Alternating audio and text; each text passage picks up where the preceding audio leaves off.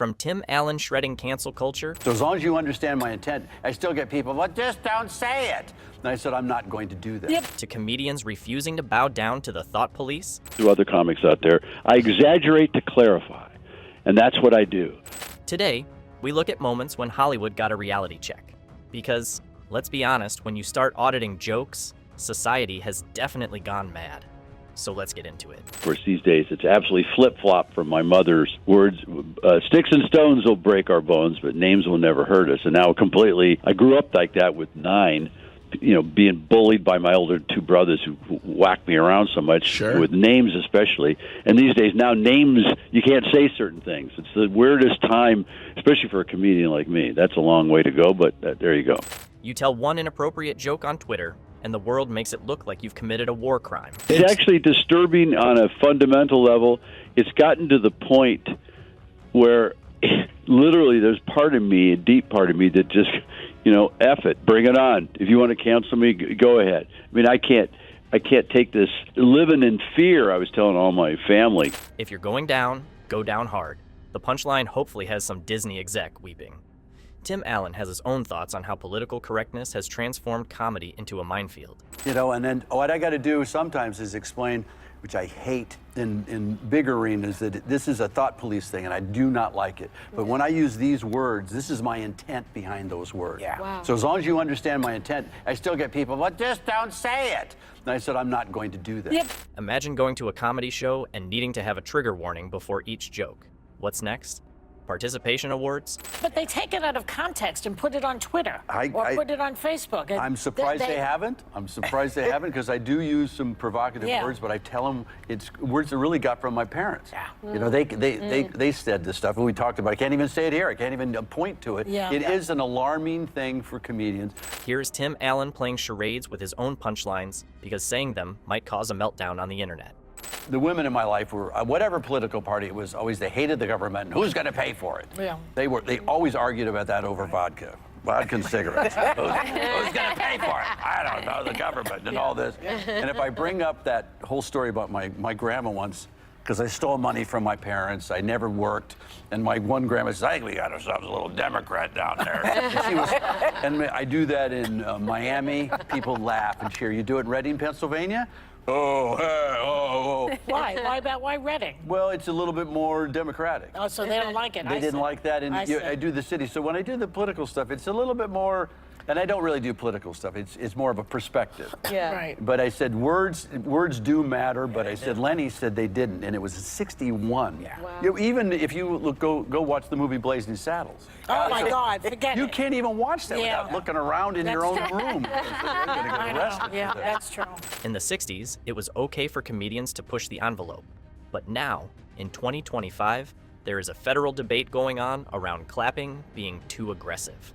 Sitting still and being scared is not a solution. It's causing its own problems. And I said at one point, the last couple big concerts we've done, I was shocked at how refreshed the audience was to not laugh at this incident, to laugh at their response to this incident. You can only control that. You can't control the incident or the tragedy that it causes. You can control only your response to all of it. And I said, sometimes people just want to get out there and laugh a little bit. Translation: everyone's tired. No one wants a TED Talk. No one wants to be lectured. Hollywood feels less like an industry and more like a badly managed high school. You know what it reminds me of? It totally reminds me of my high school. There's a few malcontents that caused all the problems. Yes.